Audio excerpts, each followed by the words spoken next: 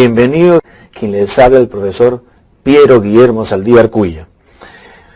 Ya hemos estado repasando y revisando seguramente las primeras unidades, unidad número 1 y la unidad número 2, ¿verdad? Un poco desprendiendo los conceptos de la ética, de la moral, y luego viendo también la importancia y necesidad de lo que es deontología profesional. ¿Se acuerdan? Deontología profesional basado en dos palabras importantes, ¿no? Todeon, justamente, y la palabra justamente logia, o logía, que viene justamente a saber lo concebido, lo necesario, ¿no? Lo necesario de la práctica profesional en sí, ¿no? Todeon, lo debido, lo conveniente, ¿verdad? Y lo que viene a ser logia, la parte del conocimiento. Entonces, el conocimiento puesto en manifiesto para el desarrollo netamente profesional, ¿verdad?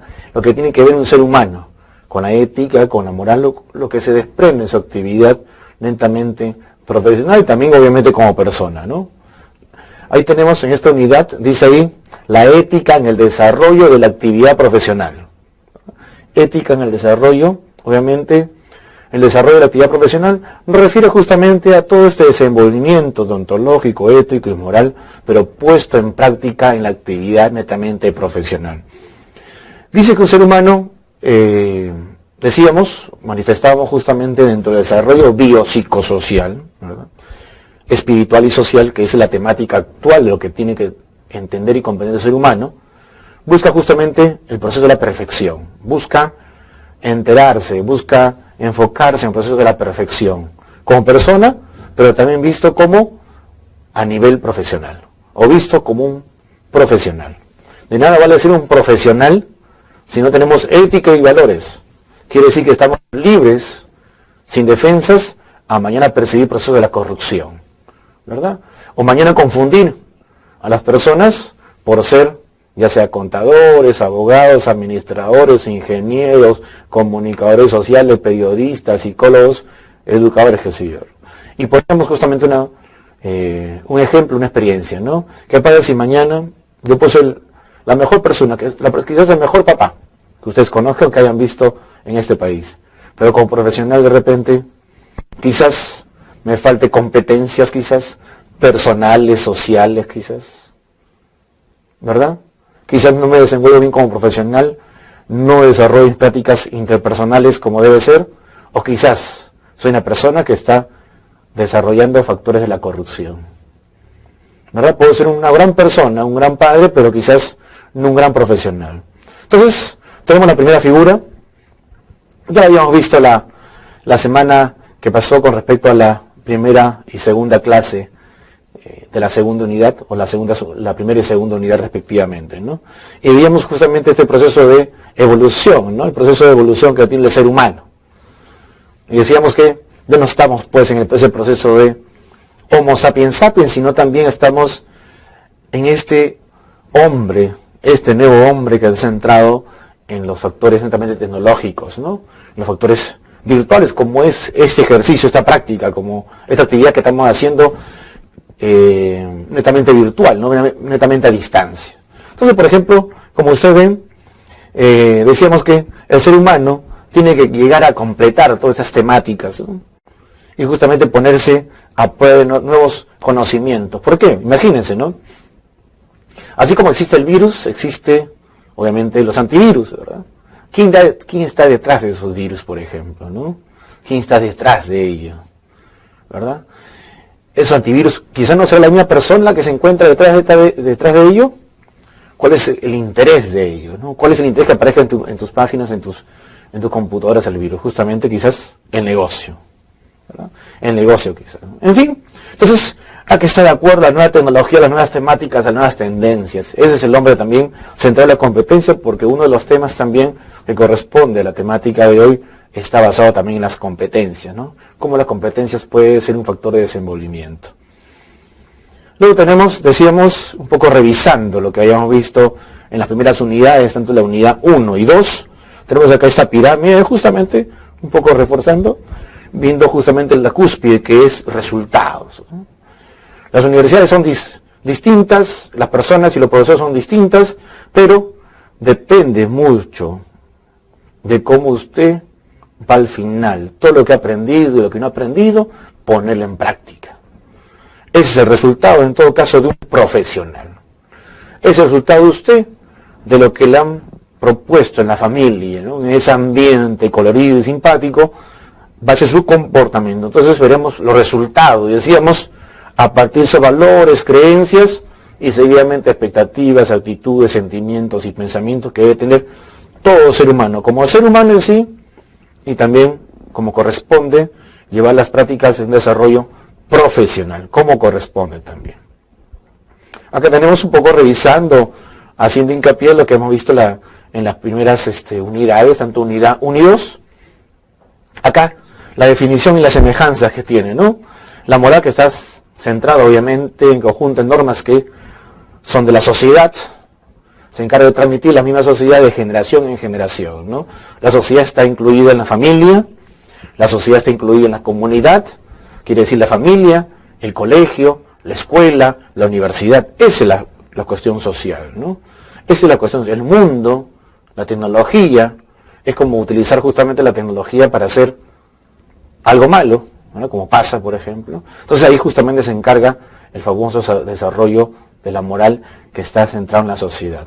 Y luego, como usted ve en la condición ética, ¿no? Que es el conjunto de normas que el sujeto, o sea, se quiere decir las personas, ha esclarecido y adaptado en su propia mentalidad. Por no decir, en realidad es uno el que decide, ¿no? Cuando es una cuestión ética, estamos hablando de la persona misma que decide. Decide si está bien o decide si está mal. ¿Verdad? Esa es la condición que tiene el ser humano, de decidir si está bien o está mal. ¿Verdad? Si yo mañana soy un alumno y plagieo un examen, me saco 20 de nota, 18 de nota, estaré feliz, mañana le digo a mi madre, mamá, me he sacado tal nota, a mi esposa le contaré que me he sacado buena nota, pero estará bien después de haber obtenido una nota con un plagio. Cada quien decide, ¿verdad? Cada quien decide si está bien eso o está mal, ¿verdad? Entonces cada quien va a decidir si está bien o está mal. Muy bien, y hay unas cuestiones también diferentes que tenemos, porque así tenemos condiciones continuas, pero también diferentes, tal como dice ahí, surge como tal la ética, dice ahí, en la interioridad de una persona, como resultado de su propia reflexión y su propia elección. Quiere decir que cada persona inherente va a decidir o va a tomar su propia decisión sobre lo que está bien o lo que está mal. ¿Verdad? En el caso yo le decía de un plagio de un estudiante, pero también puede ser un profesional, no se olvide. Puede ser un profesional que justamente se encarga de ello, ¿no? De haber o cometer un error.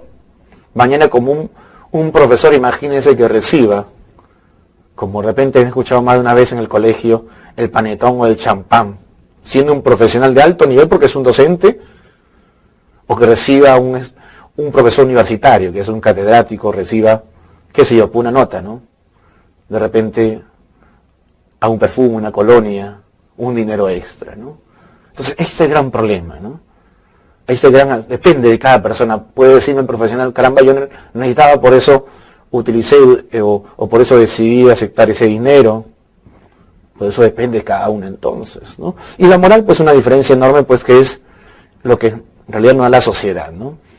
Dice el conjunto de normas. La sociedad impone normas, leyes, normas, porque decíamos, si es que esto no se da, ¿qué pasaría con los seres humanos? ¿No? Entonces, como usted va con su auto, usted pasa en un carro, un ómnibus, y hay justamente un semáforo, ¿no? El semáforo nos manifiesta, justamente nos dice qué reparos hay que tomar, ¿no? La luz roja, ámbar y obviamente la luz verde, ¿no? Igualito. Entonces son normas. La sociedad, ¿qué pasaría si no hubiese semáforo? Imagínense cuántos accidentes hubiesen.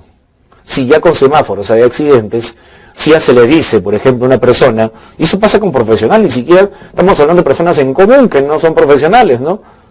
Imagínense una persona profesional, incluso hasta médico, que su primera línea lo dice a él, tiene que salvar a las personas, ¿no? Médicos, inclusive jóvenes de medicina, profesionales de medicina, mueren estrellados o generan accidentes después de consumir licor o utilizar la velocidad en demasía, ¿no? en un auto, y terminan yendo presos quizás, ¿no? Pero se supone que con profesionales justamente, están dadas la sociedad ha dado estas normas, justamente para que la gente pare, sobrepare, reflexione en un semáforo. Y imagínense personas, pues inclusive profesionales, sabiendo lo que pasa después cuando uno comete un error, una falta, lo siguen cometiendo, ¿no? Entonces, esa es la condición. Y la sociedad pone las normas. La moral está basada en la sociedad pone normas. Lo habíamos visto antes, ¿se acuerdan? Las normas que dictaba justamente la Iglesia, ¿no? Las normas, las leyes eclesiásticas, las leyes del catolicismo también, ¿no? La ley del Código Civil y el Código Penal también está centrado ahí, ¿no? Comete usted una falta, automáticamente le corresponde una cárcel, ¿no? Comete un delito, le corresponde tal como debe ser la ley, ¿no?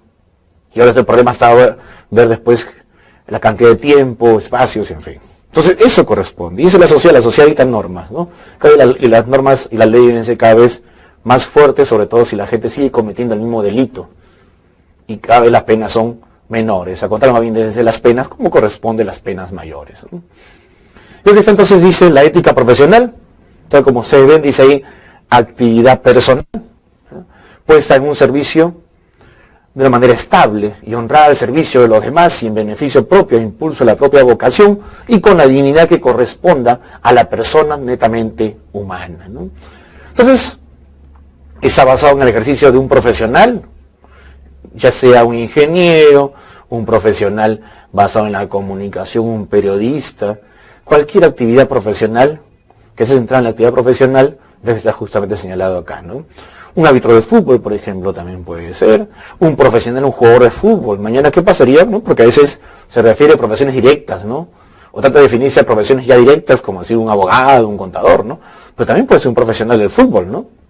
Un jugador de fútbol que mañana le paguen una cantidad de dinero para que se deje meter gol, o un arquero de un equipo de fútbol, ¿no? Por ejemplo, para que se deje meter gol, ¿no? Miren qué pasaría, ¿no? Es un profesional también, un árbitro. ¿No ven que todos los árbitros son indistintos fuera del factor humano? En fin, la vida, este señor, el dinero, a veces compra conciencias y personas. Entonces, ahí debe estar enfocado esto. Ahí, ¿verdad? No se trata de... Porque desgraciadamente el dinero es el que domina el mundo. O sea, no podemos negarnos a ello, no podemos hacer negación de ese efecto, pero lo que sí debemos tener nosotros en común o en consideración es señalar varios puntos del ser humano donde justamente por más que uno esté en situaciones complejas de dinero, evitar cualquier suspicacia o que el dinero porque generaría pues un problema y cómo se quedaría tildado como profesional, imagínate, cómo quedaría una persona tildada como un profesional. Acá tenemos, y lo pueden esto corroborar también con las unidades, en la unidad número 3 tenemos justamente esta secuencia, ¿no? Este es un efecto piramidal. Ya tenemos una pirámide de resultados, ahora tenemos el aspecto que tiene el ser humano. El aspecto somático, dice acá, y el aspecto netamente intelectual. Está centrado. Esta es una pirámide llamada pirámide de Maslow, también llamada jerarquía de necesidades, ¿no? O también de factores motivacionales, ¿no? Usted ve en cada secuencia. Les comento, ¿no? Maslow cuando hizo esta pirámide señaló justamente biografías, ¿no? Biografías de seres humanos como Thomas Jefferson, Abraham Lincoln, Mahatma Gandhi, Willem Gunn, entre otros personajes que desarrolló, ¿no? Y utilizando un factor etnográfico de la investigación, sacó esta teoría muy simpática, ¿no? Donde justamente empieza con la necesidad fisiológica que tiene el ser humano, como todo en la vida. Necesidades que deben cumplirse, como tiene que ser rajatabla, ¿no? Justamente que se refiere con el hambre, el sed, la actividad sexual, el sexo, todo lo que desarrolla, ¿no? Plegada justamente en cada uno con su tipo de cultura. Luego ese otro punto que se refiere también a la seguridad que tiene el ser humano. La seguridad proviene desde una casa, ¿no? De la seguridad económica, por ejemplo, ¿no? Luego viene el amor y afecto, ¿no? Dice que una persona literalmente tiene que vivir justamente centrado en el amor y el afecto, ¿no? Imagina una persona que fue maltratada también, no es un pretexto, pero de hecho llega a este mundo o está en este mundo con cierta complejidad, con cierta reversibilidad a los factores bondadosos y buenos que tiene la vida, ¿no? No es un pretexto para nada, pero de hecho el reparo es menor, el reparo es más complejo, ¿no? Luego está la estima. Esto justamente cuando se refiere al factor de autoestima, ¿no? La búsqueda de los demás, la aprecien, lo estimen, y es bien complicado a veces conseguir un poco de eso, ¿no? Depende mucho también de la persona, también cómo se va acomodando el mecanismo en la vida, ¿no?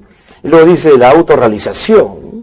Deseo realizar todas nuestras capacidades, factor más intelectual, el factor de la cúspide. Todo ser humano puede lograr esto, ¿no? y más sobre todo un profesional. El desarrollo intelectual, la base fisiológica inicial, el amor y el afecto, todo profesional debe conseguir, como debe ser, esta pirámide. Para un profesional quizás el factor de autorrealización puede ser generar una empresa, como deben hacer ustedes quizás, generar una empresa. Para otros desarrollar un libro, una nueva temática, una nueva teoría, unos nuevos planteamientos, en fin, podría darse este factor, ¿no? O sea, podría darse tranquilamente esa secuencia piramidal. Y todos necesitamos pues de todo. Ahora dice Abraham Maslow en la teoría que necesariamente si usted, obviamente, si usted ha pasado de tener necesidades fisiológicas, de seguridad, ¿no? Y ha llegado rápidamente a la autorrealización, quiere decir que le faltó la estima y el amor, necesariamente usted puede recuperar esos factores. Es como los jóvenes empresarios, ¿no? Los jóvenes empresarios quizás llegaron al tope. Usted como universitario llegó a ser ya abogado, pero en el proceso le faltó eso algo interesante, que la autoestima o el afecto. Lo puede usted recuperar, usted puede buscar justamente esas cuestiones y recuperar y volver justamente a tener amor y afecto, o tener en este caso amor y afecto, y también lo que es una estima personal. Entonces, esta pirámide es muy bondadosa y habla justamente del ser humano, cómo es que se va desarrollando, cómo se va analizando, se va motivando, ¿no? Para lograr objetivos en la vida. Entonces, y esta jerarquía de Maslow sin duda es muy ponderable y necesaria para que el ser humano se distinga, ¿no? Y se alinee, como se dice, ¿no? Este es el otro punto también que necesitamos y que está centrado, el código de ética. Imagínate las empresas, por ejemplo, los colegios me refiero a colegios de abogados, colegios de psicólogos, colegios de contadores, colegios de periodistas, todos ellos tienen un código de ética. Esta empresa, por ejemplo, tiene un código de ética que está normado en deberes y derechos de estudiantes y profesionales, profesores, catedráticos y toda la secuencia jerárquica, ¿no? Ese es el código de ética. Igual, el código de ética aparece justamente para los profesionales en el colegio de psicólogos, lo tiene la empresa, el código de ética, ¿verdad? A partir de la misión y visión también todos tienen el código de ética, donde se encuentran justamente los beneficios, la importancia que tiene ese código de ética para poder, obviamente, normar, ¿verdad? Normar nuestro proceso de desarrollo en ese ambiente, ya sea en la empresa, en ese colegio odontológico, ese colegio de abogados y ese colegio de psicólogos, ¿verdad? Entonces el código de ética es importante justamente para señalar y para orientar como debe ser el desarrollo de una profesión, ¿verdad? Es una alianza estratégica de una profesión o una empresa para el desarrollo de la misma.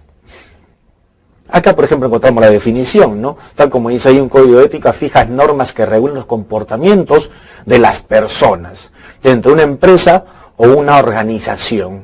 Decíamos justamente, las empresas necesitan de ello y también las organizaciones. Y una organización puede ser justamente el colegio de abogados, puede ser el colegio de psicólogos, el colegio de administradores, el colegio de ingenieros, tal como dice ahí, ¿no? Aunque la ética no es coactiva, no impone castigos legales, tal como dice ahí, el código de ética supone una normativa interna de cumplimiento obligatorio, ¿verdad? Por ejemplo, mañana, como ha pasado acá en Lima sobre todo, en fin, también en los lugares de provincia, en Lima, por ejemplo, cuando creo que fue un hospital X de acá del Callao, y le van a cortar, este señor fue para que le cortasen una pierna, puede decir la pierna derecha y le cortan la izquierda, por ejemplo, ¿no?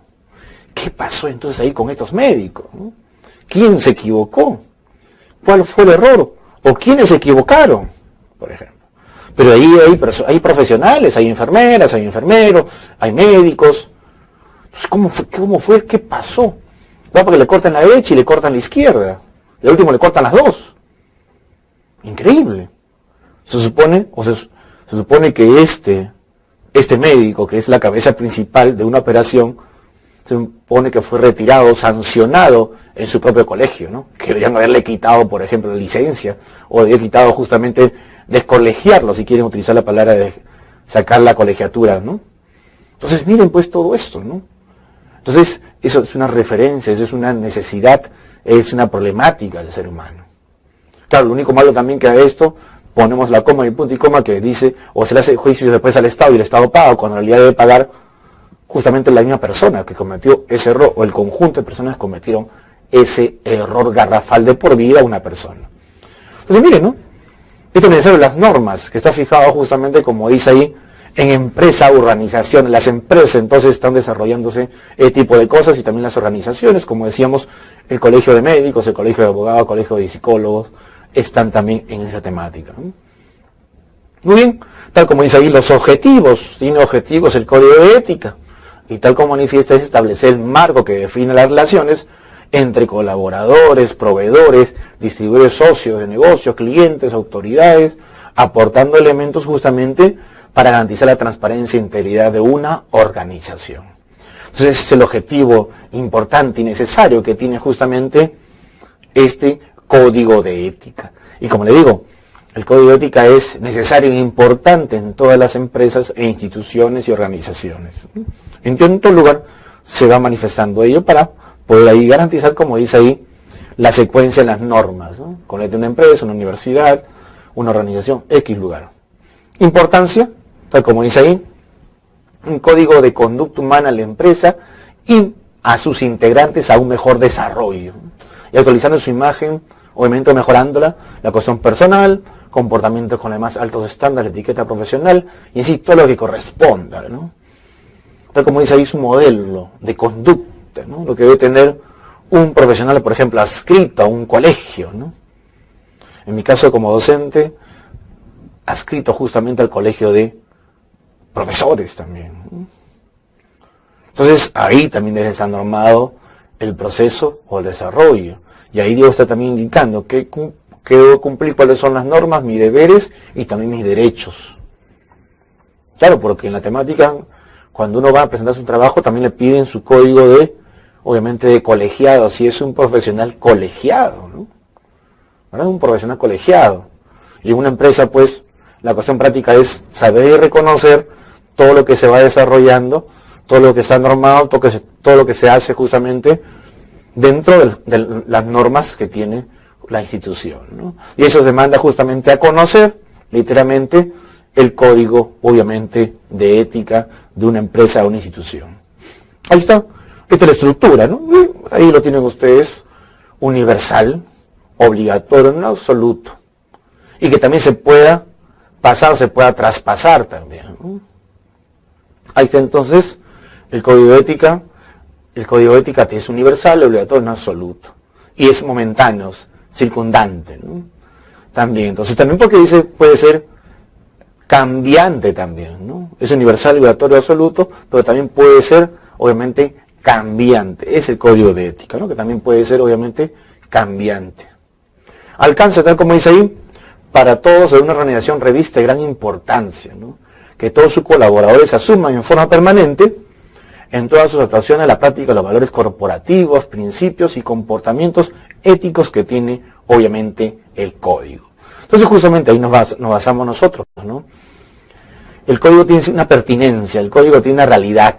Entonces, esa pertinencia, esa realidad, justamente es para que todos en una organización, del más alto cargo que hay en una empresa o institución, hasta la última persona, sepa cuáles son los lineamientos que tiene, cuáles son las distancias, cuáles son las líneas que tiene cada una de las personas. Entonces, es el alcance. Y es el código de ética necesario e importante para poder afianzar, obviamente, las conductas de los seres que, obviamente, conviven en una institución, ¿no? Entonces, eso es lo necesario y eso es lo relevante que necesita justamente el código de ética para, obviamente, el alcance de todos.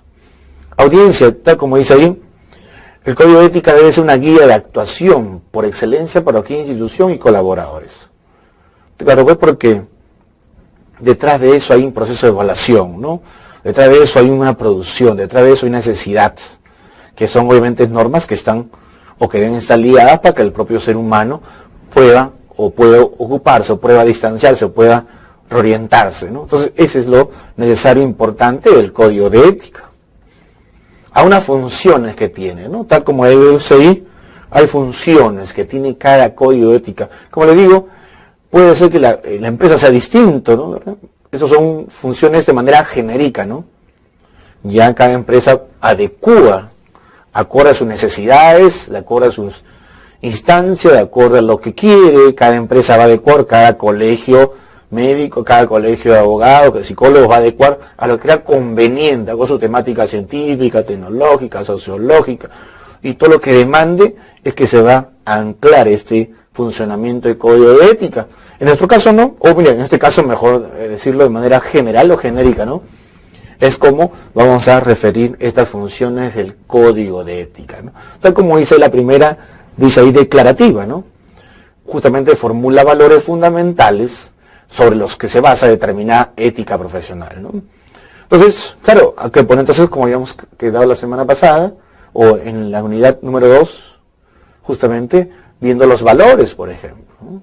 Cada uno va a jerarquizar los valores de acuerdo a su temática, ¿no? ¿Qué valor más importante, decíamos, para uno ser el valor tal, de acuerdo a la temática que refiere la institución o refiere la necesidad a aquel momento, ¿no? Y decíamos que los valores no caducan, sino son convenientes, no van a quedar en un solo momento, sino podemos tranquilamente hacer práctica de valores en cualquier circunstancia, o 3, 4 valores, 5 valores de forma indistinta, ¿no? En un solo momento, ¿no?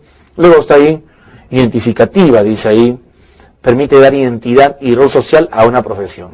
Literalmente, ya nos centramos en este punto del código del profesional, ¿no? El que está centrado justamente en los profesionales en colegio de profesionales, ¿no? Y hablando de colegio de profesionales, justamente, con eso se identifica, ¿no? Con las normas, con este tipo de funcionamiento. Como le decimos, cada empresa es indistinta a esta, ¿no? Cada quien va a poner sus funciones que crea relevante y conveniente. Informativa, comunica a la sociedad los fundamentos y criterios éticos de una profesión. Creo porque cada profesión tiene cierto perfil, ¿no?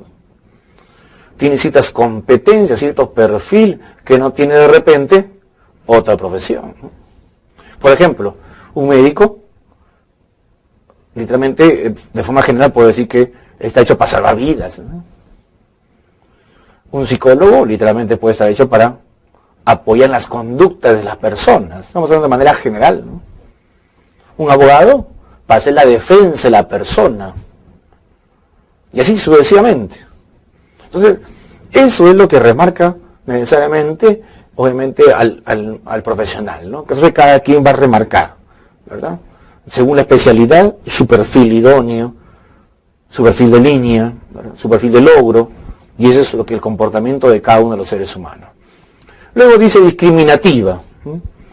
Diferencia los actos ilícitos o los ilícitos, lo que están de acuerdo o no con la ética profesional. Entonces, acá también hay que diferenciar, ¿no?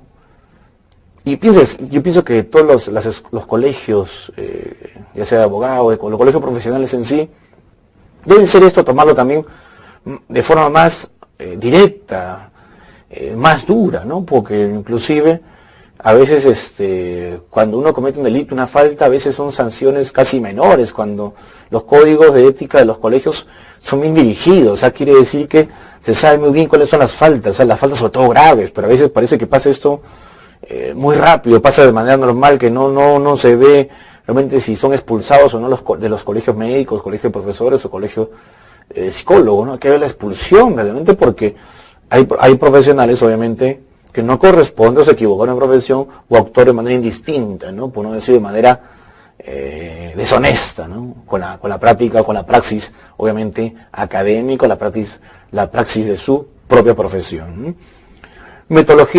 Metodológicamente y valorativa, dice ahí, causas para decisiones éticas concretas, permitiendo valorar situaciones específicas previstas por los códigos, ¿no? Entonces, también, porque como acá también hace referencia, o cierta particularidad que va a tener cada una o cada uno de las instituciones, ¿no? Cada una de las instituciones, cada uno de los colegios, ¿no? Indistinta, ¿no? Entonces, de acuerdo a su práctica, también tiene un factor metodológico, ¿no? También. Protectiva, justamente protege la profesión de las amenazas de la sociedad, puede ejercer justamente sobre ella, ¿no? Claro, también así como pedimos sanciones, también tiene que velar por la parte, obviamente, de los que están incluidos, ¿no? Las personas o profesionales que están incluidos en ese desarrollo, ¿no? Entonces tienen que también, así como se le exige también obviamente deben cuidar y salvaguardar, ¿no? Salvaguardar ese tipo de organizaciones, ¿no? Por ejemplo, ustedes saben que hay una asociación de profesionales justamente del fútbol, ¿no? La agremiación, por ejemplo, ¿no? La agremiación de futbolistas, por ejemplo. también, porque como hemos dicho, también está centrado en personas, en profesionales, jugadores de fútbol, llamados así, jugadores profesionales, y también hay una especie de organización en sí, que ayuda justamente ante cualquier problemática que se da, o abuso de un poder, ya sea de un club de fútbol. Entonces ahí está la famosa agremiación. Entonces esta agremiación también justamente corrobora justamente las prácticas para el buen desempeño, así como también los derechos para estas personas que son sus adheridos, ¿no? Son personas que están socios agregados en estas instituciones, ¿no? En fin, también ahí está por qué debemos establecerlo, tal como dice ahí, forma una cultura ética de servicio, obviamente, porque son todas las actividades que se desarrollan, son actividades netamente de servicios, no son actividades aisladas, son totalmente actividades de servicio, ¿no? Permite un diálogo reflexivo y solidario entre los miembros de una propia organización. Quiere decir, cuando hay reuniones, eventos, actividades académicas, sociales, que se van dando en las tendencias temáticas, el conocimiento, tecnológicas y necesarias, entonces ahí se van juntando, se van analizando, se van conociendo y también hacen redes sociales, sistema un poco interesante, o interesante, no un poco, sino bastante interesante para que ellos propios se van conociendo, analizando y removiendo y creando situaciones importantes en beneficio de todos, ¿no? Luego también participan en el factor de planificación, factor de gestión, también principios, valores, también función de servidores que rija las normas de derecho a través de sus acciones, en fin, situaciones que de una u otra manera el hecho de ser profesionales no le pueden perder sentido a la vida, no se le puede perder sentido a nada, sino al contrario, más bien darle forma, ¿no?, a esa actividad para poder socializar, porque también recordemos que hemos dicho que el ser humano termina siendo un ser humano biopsicosocial, y esa parte social justamente corresponde dentro que se ubique como profesional, sea pues justamente un ser humano en todas las condiciones pertinentes, ¿no? Y un ser humano profesional, bueno en su materia, persona sociable, loable, honesta, sin duda pues una persona pues que va generando las competencias, ¿no?, que más adelante también vamos a comentar como una cuestión de necesidad y estrategia para esta tercera unidad. Luego están los principios